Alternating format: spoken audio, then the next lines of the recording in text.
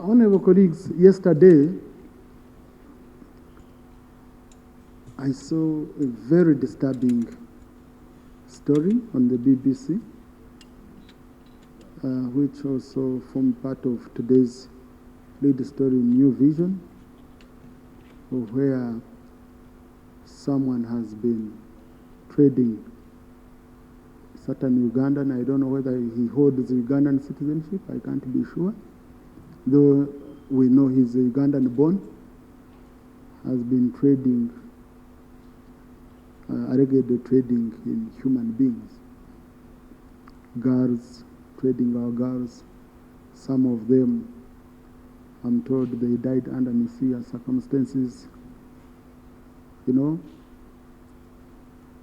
I know most of us interact with our people who are working in some of these countries.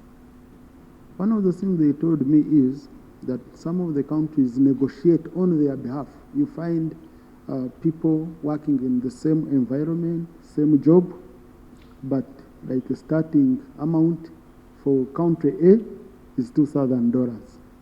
For Ugandans, they leave you to negotiate on your own. Okay?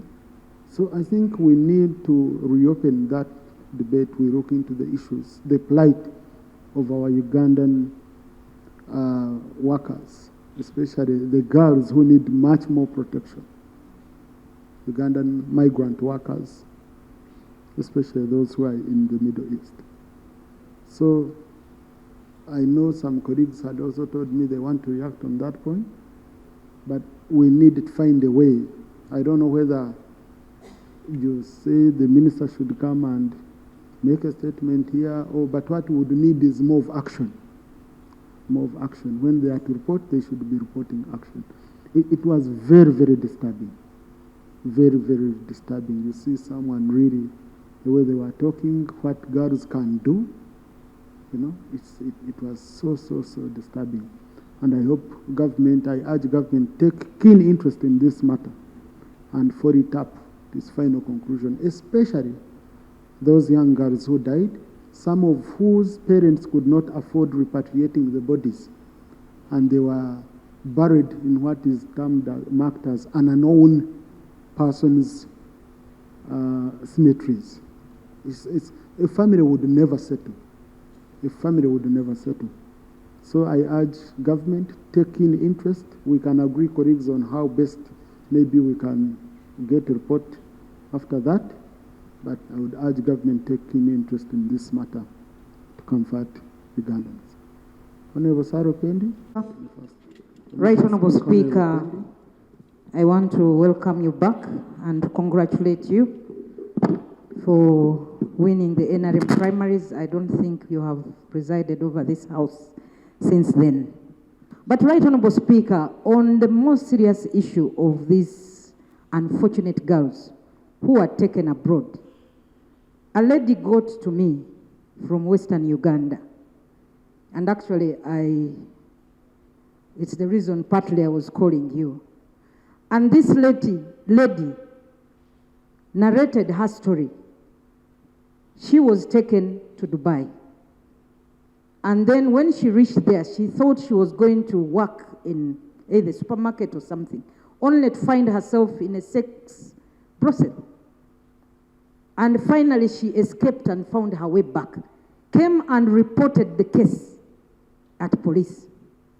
Right, Honorable Speaker, it is extremely sad.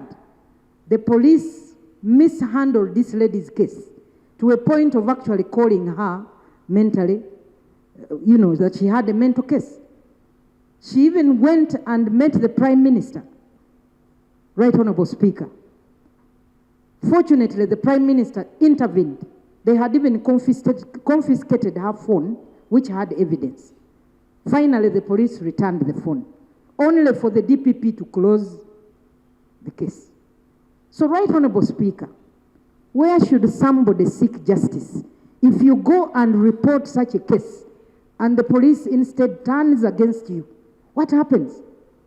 I have this woman's contacts. I've been in touch with her, and even implicating one of us here, a member of parliament, because she went out using this person's, company. So, Right Honorable Speaker, it is actually, no, I'm not going to go into mentioning the name, but it's a fact. But Right Honorable Speaker, the issue I'm trying to say is that there are many girls who actually go abroad. Point of order. Right Honorable Speaker, the Honorable Salo Pendi, in her submission, is referring to one of the honorable members of this House as being implicated over that scandal. And she's talking while facing very many of us this side.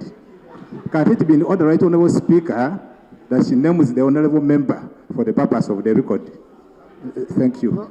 But colleagues, there are issues which are in the public domain. There is a honorable member, okay, who has accused, and that might be the case. So, please, just wait. So, when I saw the story, and the lady reached out to me, I reached out to the lady. I talked to her, okay? And I really want this on record. I reached out to the lady, I talked to her. After, I called the honorable member. I put the honorable member on a conference call. I said, what happened? The honorable colleague, I said, Madam, what do you want the colleague to help us with? And she said, I want to return back. These people have denied me access to turn back. So, what's the problem? They say they need a certain amount of money, which was coming to around 3 million. So the honorable member said, but I offered to pay that money so that you can come back. You have not told me. The lady says, where you want me to go, the place you're telling me, I don't know about it and I don't want to be lost. Luckily enough, I was going to Dubai on a personal matter. So I told the lady, I said, in fact, the lady said, who told you I need your money? That's what the lady said. He said, me, what I want is to be allowed to return. I don't need your money at all. This is on a conference call where I'm with a honorable colleague and a lady who was accusing him, and I had seen these in stories. That lady had contested in a certain district. So, me, I didn't know the deeper story. Now, I offered help. I said, no, I'm coming to Dubai. When I reach in Dubai, I'm going for ABCD. After, I'm going to call you, so that I take you to that exact place, okay? And they clear you. But I'm going to ensure I work with the embassy. So I call the embassy. The embassy is ready. Take the lady. And the gentleman, the honorable, says, no, even if you say you don't need my money, these people need this amount of money. So I say, I've sent it to you. Okay? On reaching Dubai, and I call the lady says, I give her money. I said, but you said you don't need money. But on top of you saying you don't need money, the money which was given to you, where did you put it? She said, I was staying on the streets. I said, then why were you arrogant that you don't need money? Because some of these things need to be very, very open. I was in Dubai, and I was with the deputy ambassador, wanting to go help the lady. I told her, I said, I'm going to put you on a flight. I bring you back if you are stuck. She starts giving me bills. And I said, but you said you don't need money, you don't need anything, you only need to be taken the stamp in your passport. I said, Madam, that's not how I work. I work with honest people. After like 2 weeks, I saw a story that I'm also involved in human trafficking, being attacked. Okay? And I said, but how are we going to judge honest people? And then I said, you know what? I had offered it help. I don't want to be involved in this matter. So, when you talk of a honorable colleague, I guess that should be the real case, but it needs to be looked into very well before we condemn any colleague here on the floor. Because I got to the deepest part of it and I wanted to help, and that's how I left her in Dubai. Otherwise, I wanted to come back with her. I had even to buy a ticket, offered to buy a ticket. Sorry, Honorable. Thank you, Right Honorable Speaker. Thank you. I'm glad. I think we can keep it at that. Yes. Okay? We can keep it at that, but I can confirm to colleagues that I know about a case where a member was accused and I intervened, but I was not helped by the person who was accusing. Until I discovered the politics of their area had come in and their things were much, much beyond the around 3 million which was needed. Thank you, Right Honorable. But the point I was trying to make, Right Honorable Speaker, is that the issue of sexual exploitation or, taking girls abroad for such things is actually known, and it's actually happening, and it's a reality. And Right Honorable Speaker, we had come up with the Employment Amendment Bill with the hope that that bill would help us address, how these people are taken out and where they are taken to. But that bill is with us here. We have not yet processed it. It was sent to the President and returned. How I wish that bill can actually be concluded. But also, secondly, the Sexual Offences Bill is equally another bill that touches on the issue of exploitation, sexual exploitation. We even have the same problem. Right Honorable Speaker. But Honorable, these are crimes committed outside Uganda. So our biggest issue was, I remember on the employment bill, someone was proposing that we need a special role for migrant workers to address the issue of migrant workers. Yes, thank you, Right Honorable Speaker. We tried to tackle the issue of the migrant workers in the Employment Amendment Bill. However, Right Honorable Speaker, since those are bills, those are laws, I think for me the urgent thing to do, if this House could have time, is for the Minister to come and update us on this issue regarding, we have to, it is just like the Bible. We keep going to church and we are told every other time. So, Right Honorable Speaker, this is a story that has featured on CNN. This BBC, this is a story that is on social media. And the man has actually been saying he's untouchable, that he's the police, he's the embassy, he's everything. And this is a Ugandan who has been doing this. So, Right Honorable Speaker, for me, I think I would propose that the minister comes here with a statement, and then thereafter we can map a way forward on how to deal with the matter. Otherwise, Right Honorable Speaker, the issue of people leaving this country to go abroad and work, and when they reach there, they are calling MPs to save them, is actually a big issue. I have actually handled some of the cases. So, Right Honorable Speaker, that is really my proposal. And as I conclude, this was a reaction to your communication. Maybe you'll allow me to raise something else, since we are still on communication. No, related to my communication? No. On the issue of labor externalization, I came up with a bill, the Labor Externalization and Management Bill 2024, and we have done vigorous research with a number of economies, including the Filipinos, and the bill really requires us to move, so that at least your chair can grant us leave to ensure that at least the bill moves.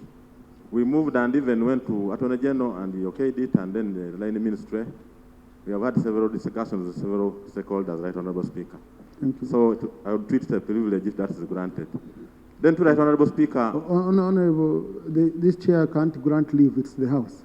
It's the House, actually, yeah. I beg your pardon. So please, allow your colleagues. I'll give you 2 minutes. Mr. Speaker, we raised here the issue of human rights violation within the area of our jurisdiction. One of the NUP supporters, called Ed Mutwe, was locked up in a basement, tortured, and someone who tortured him was on social media celebrating.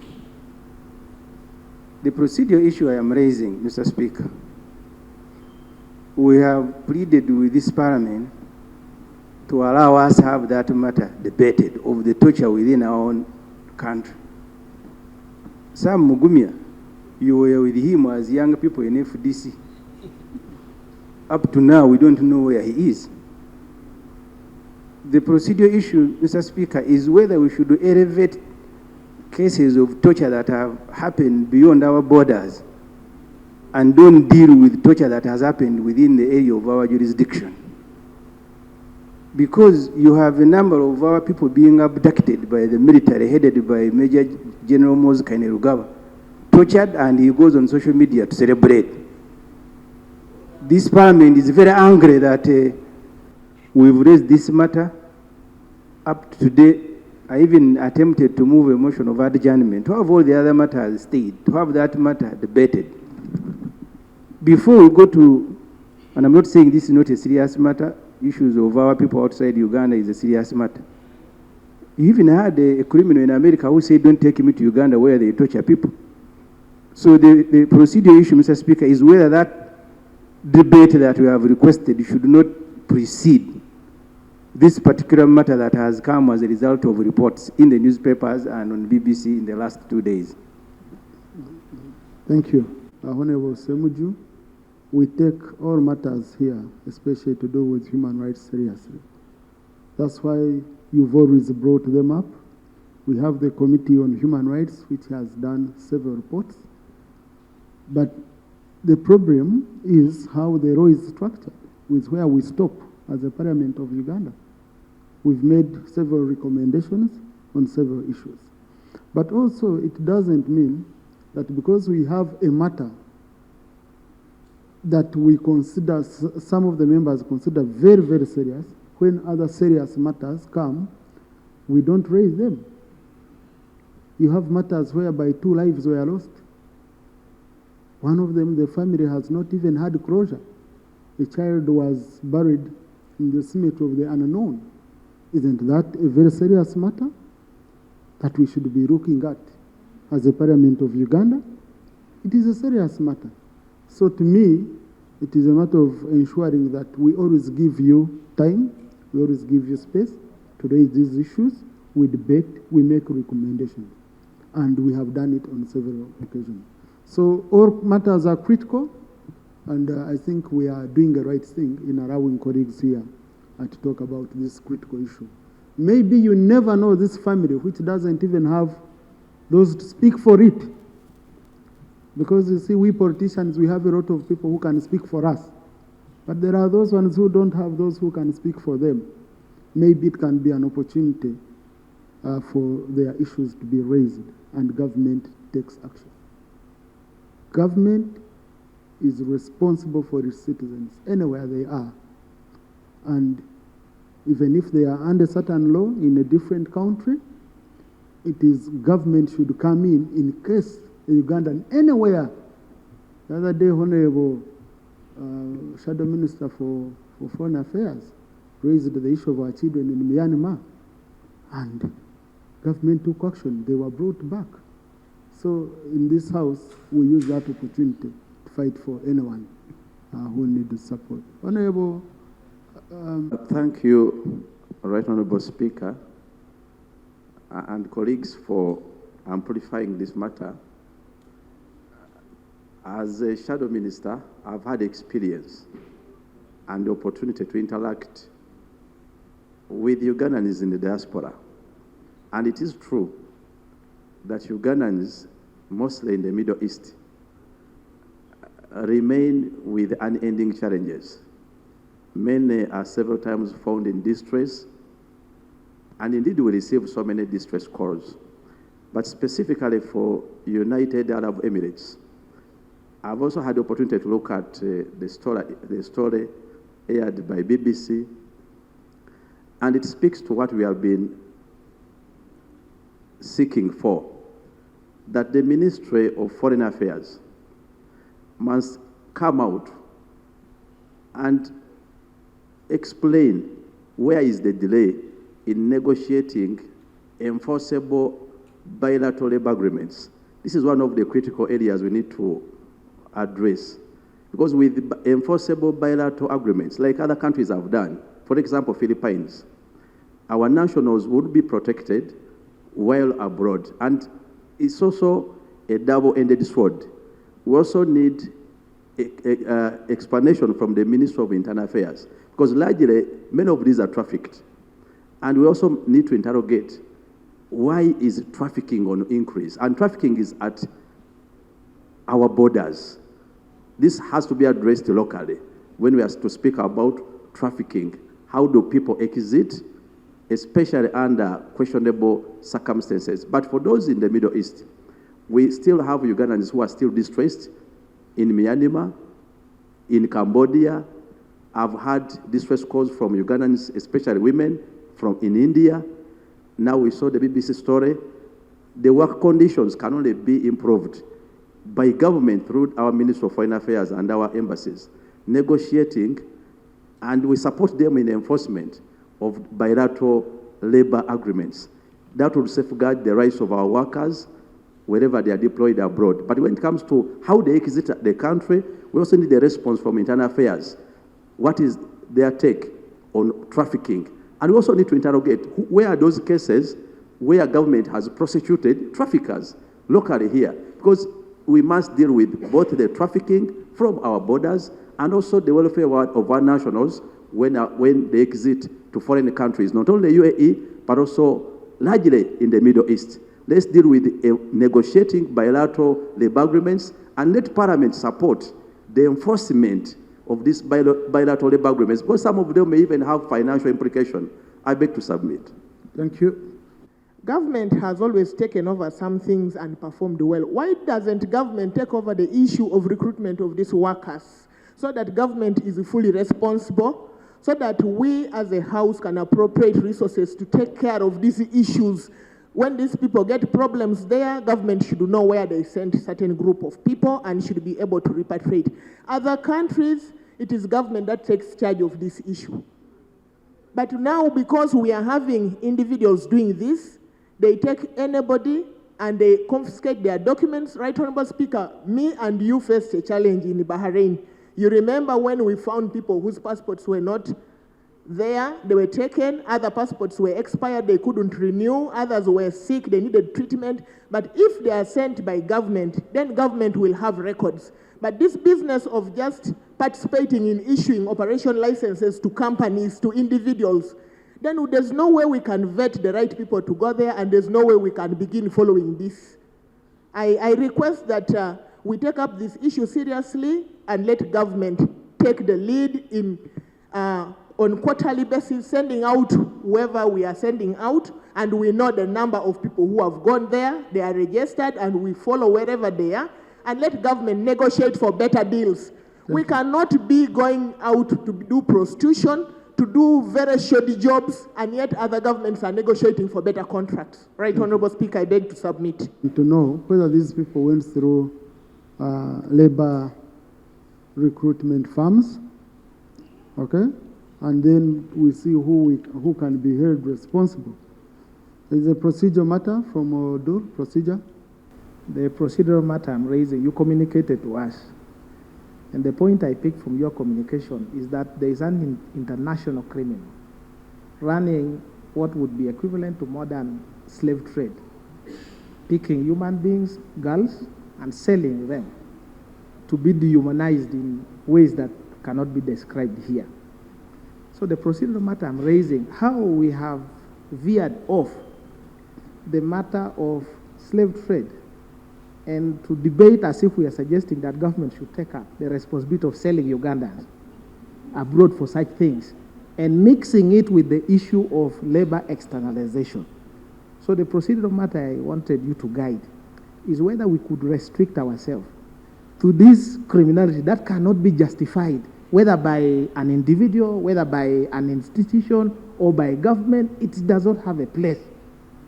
And we should not even be debating and suggesting that there is a better way if government is the one who does it. Of course, if the NRM government wants to do, no problem. But our side, I don't think it is something that can be acceptable. Mr. Speaker, sir. What Honorable Jonathan Odu is saying is very clear, but it also shows what is coming from members. It shows that this matter is way beyond what we are even discussing here.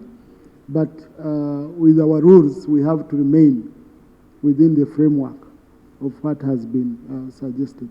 Honorable colleagues, don't you think it would be prudent, okay, for the minister to bring a statement Because you see, even if this is an international criminal, there are Ugandan guards, Uganda featured everywhere, you know. So the minister, yeah, oh, Lop, yes, I had allowed Lop earlier.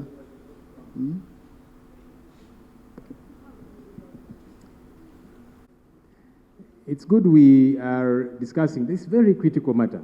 I did watch that documentary, I saw it myself. Very grotesque images and stories of our young people who leave this place to go and seek employment. Eventually they are hoodwinked because many of them are taken. You're going to work as a security guard, you're going to work in a restaurant, in whatever the case might be, and they end up in an illegal, coercive prostitution ring where they are sexually abused.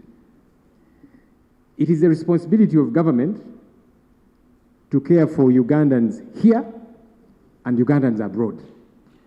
I'm actually surprised that government has not come out to communicate to the country about this situation and what they are doing.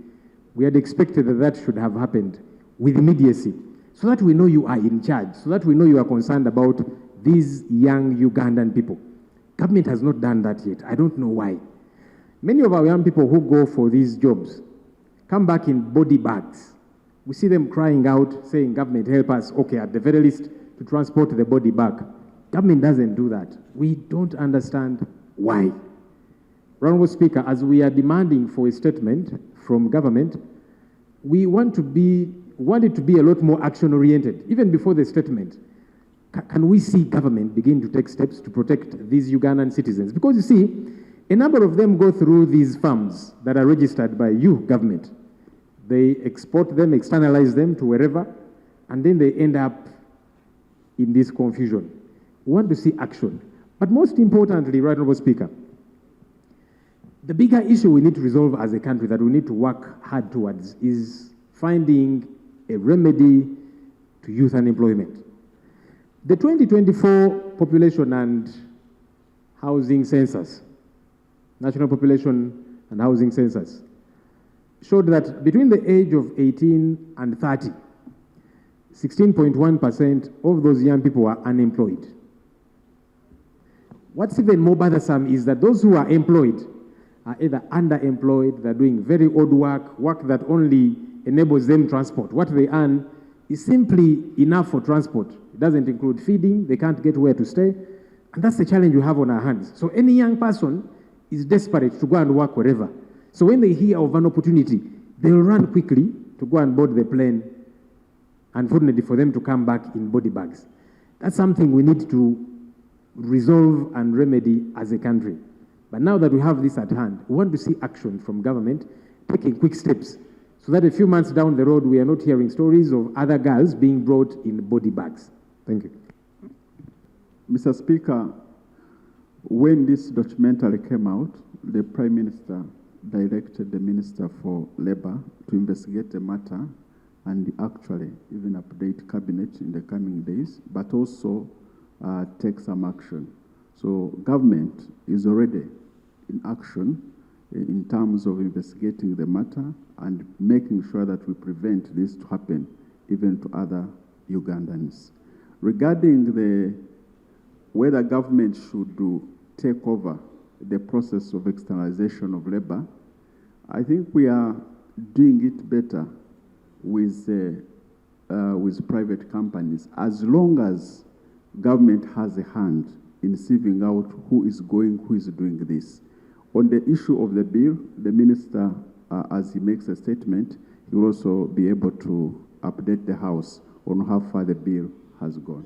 Thank you. The statement next week, but especially looking at those cases of Ugandans who died, we really need to know how you followed up, and we need to know whether these people indeed went through farms licensed by government or they went on their own. Okay? I love your new style of the beard. It's better than the old one. Thank you for the compliment, Right Honourable Speaker. Oh, that's for profits. But on a serious note, I come with a procedure issue about the statement that you require from the line ministry. Mr. Speaker, you are aware that the prevention of Trafficking in Persons Act 2009, providing even penalties and prevention measures, is implemented by the line Ministry of Internal Affairs. Under the Ministry of Gender, Labour and Social Development, which the acting Prime Minister or leader of government business is alluding to, the Ministry of Gender, Labour and Social Development is even in charge of having some of these unregistered, unlicensed companies that have actually degenerated into exploiting our girls and boys that are trafficked to the Middle East. Don't you think if we were to get, isn't it procedurally right, Mr. Speaker, to have both, in order to have a comprehensive report, to have both ministries furnish this House with the two statements? Thank you. Now, honorable colleagues, let's from the Minister of Gender, who will consult with the rest of the government agencies, including Ministry of Internal Affairs, on those parts, because this one is the one in charge of licensing. Okay? So, yeah. So, but the Minister can consult the Minister for Internal Affairs or any other government entity that does not even fall under their ministry to give us a full statement. Okay?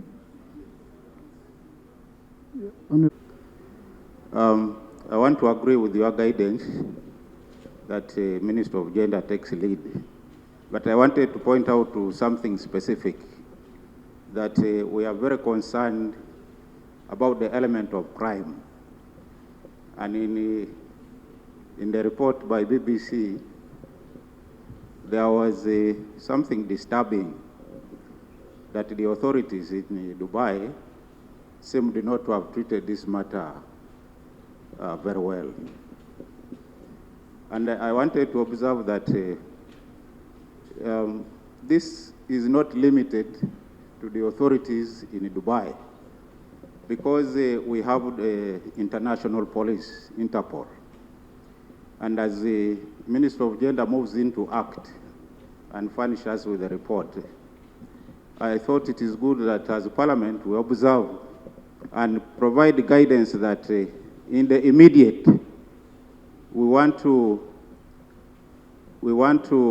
interest very keenly the government of Uganda through Ministry of Internal Affairs, and specifically through the Interpol as an organ, to ensure that they pick up this matter, because quite good leads were provided in that report by BBC, and so they can swing into action to start on the investigations about those very gruesome deaths that were reported about. Thank you very much, Right Honorable. Thank you. Now I can see as a retired security officer, you've already swung into action. This is what we expect the minister to include in the statement, what they would have done as part of the action, okay? Yeah, so we can't do much about that now. But I've also been informed by a colleague that we need to know the companies which are licensed to take people abroad. That when you go to the ministry to ask which companies are licensed, because we receive many calls, I was taken by this company, I was taken by this company, you find we don't know. And I think they should be published. They should be published so that they are clearly known. Colleagues, let's move on.